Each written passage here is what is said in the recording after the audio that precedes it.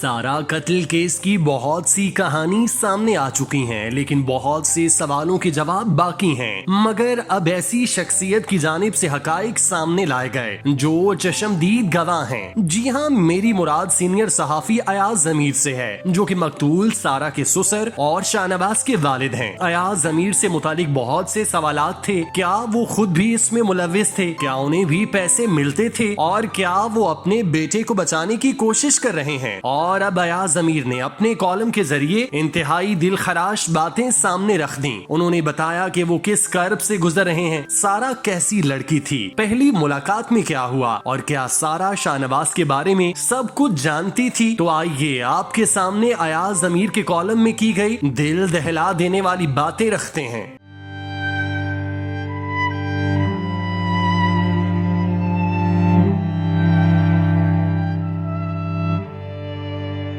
پہلی اطلاع پر یقین نہ آیا، پھر پیروں تلے زمین ہل گئی۔ کچھ یہ خیال تھا کہ شاید زخمی ہونے کی بات ہوئی ہو، اسی لیے ہر ایک نے کہا کہ فوراً فلاں جگہ پہنچیے۔ چند لمحوں میں البتہ موت کا پتہ چلا تو جیسے زمین پر اندھیرا چھا گیا ہو۔ الفاظ ناکافی ہیں، باتیں فضول۔ ایک دو دفعہ ہی ملا تھا۔ اتنی خوبصورت، ذہین اور معصوم لڑکی، اپنے کمبخت کو اس کے سامنے کہا تھا کہ تم اس کے قابل نہیں، لیکن قابل ہونے کی کوشش کرو۔ اب سوچتا ہوں کہ کچھ اور بھی کہنا چاہیے تھا۔ ذہن میں خیال اٹھتے ہیں کہ اگر ایسا ہو جاتا تو یہ نہ ہوتا، فلاں چیز ہو جاتی تو شاید یہ دن دیکھنا نہ پڑتا۔ انسان اپنے بارے میں سوچنے لگتا ہے کہ مجھ سے کیا غلطی ہوئی، کون سا میرا کرنا تھا جس کا اثر اوروں پر پڑا۔ اپنی غلطیاں تو ہوں گی، تربیت کی غلطیاں ہوں گی، لیکن کبھی خیال نہیں جاتا تھا کہ ایسا بھی ہو سکتا ہے۔ ایک تو معصوم جان کا ضیاع، اوپر سے اس کے خاندان کو جو صدمہ سہنا پڑا۔ اس معصوم جان نے کیا کیا تھا، اس کے ماں باپ نے کیا کیا تھا کہ ان کو یہ دن دیکھنا پڑا۔ اپنی غلطی جس سے انکار ممکن نہیں یہ تھی کہ خاندان اکٹھا نہ رہ سکا۔ خاندان ٹوٹ جائے تو بچوں پر اثر پڑتا ہے، لیکن یہ بھی حقیقت ہے کہ ہر ٹوٹے ہوئے خاندان سے ایسے واقعات جنم نہیں لیتے۔ بس انسان پھر اپنی قسمت کو ہی رو سکتا ہے۔ ہمارا صدمہ البتہ الفاظ تک ہے۔ جو ہوا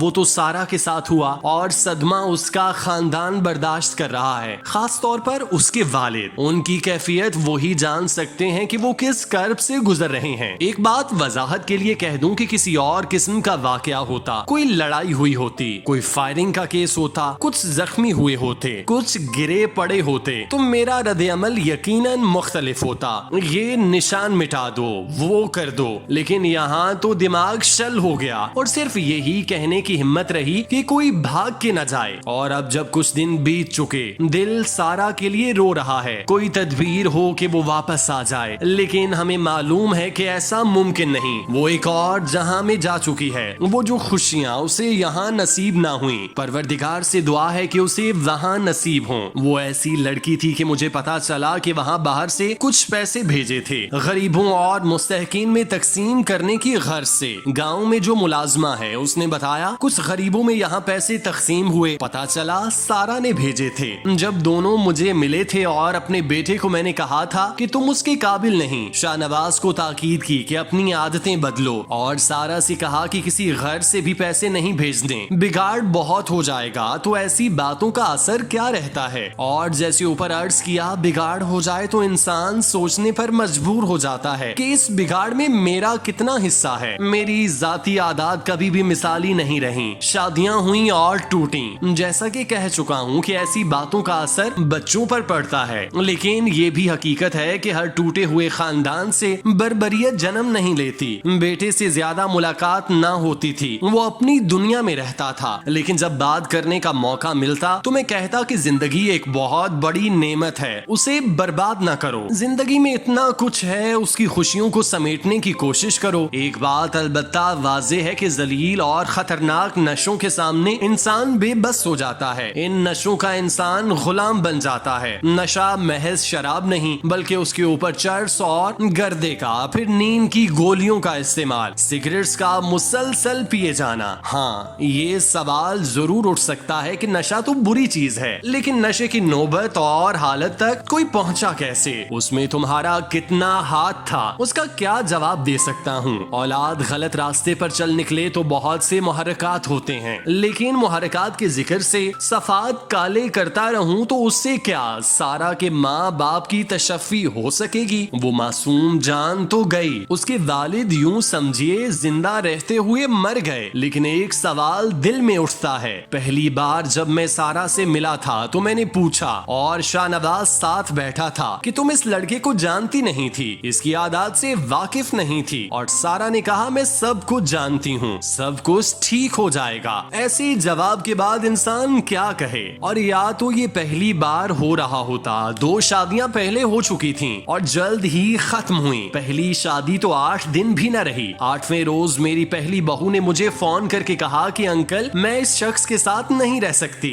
वो लड़की भी खूबसूरत, ज़हीन और सुलझी हुई थी। दूसरी बहू वो बहुत पढ़ी लिखी, खूबसूरत और सुलझी हुई खातून थी। सारा इनाम से ये तीसरी शादी थी। वैसे तो इस्लामाबाद फैला हुआ शहर है, लेकिन जिसे हरफे आम में एलीट तबका कहा जाता है, उसकी दुनिया निस्बतन छोटी और महदूद है। लोग एक दूसरे की जानकारी रखते हैं। इस्लामाबाद का जो एक खास तबका है उसमें लोग शाहनवाज को जानते थे, उसकी आदत से वाकफियत रखते थे। चकवाल आना होता तो यही हरकत होती थी। नौजवानों में उसकी दोस्ती थी, लेकिन जो उसे जानते थे उसकी आदत से वाकिफ थे। इसी बिना पर शादियों के तवातर से मैं हैरान होता कि ये कैसे हो जाती हैं। शाहनवाज करता तो कुछ था नहीं, वेला इंसान था, पैसे मैं भेजता था। आज के जमाने में वेले इंसान क्या करते हैं, सारी सारी रात इंटरनेट की जो दोहरी कायनात है उसमें घूमते रहते हैं। तरह तरह की वेबसाइट, तरह तरह के जरिए ऑनलाइन गुफ्तगू करने के। और क्या कहूँ, ये अलहदा कायनात बन चुकी है। इसकी खूबियां हैं और बुराइयां भी। और फिर मुनशियात की दुनिया, ये एक और दुनिया है। सारी रात आप नेट पर बैठे हो, नशा भी जारी हो, उसके ऊपर टूटा हुआ खानदान हो जिसने यकीनन बच्चों की अच्छी तरबियत ना की होगी, तो फिर बेराह रवि की दास्तान किस जगह दम ले।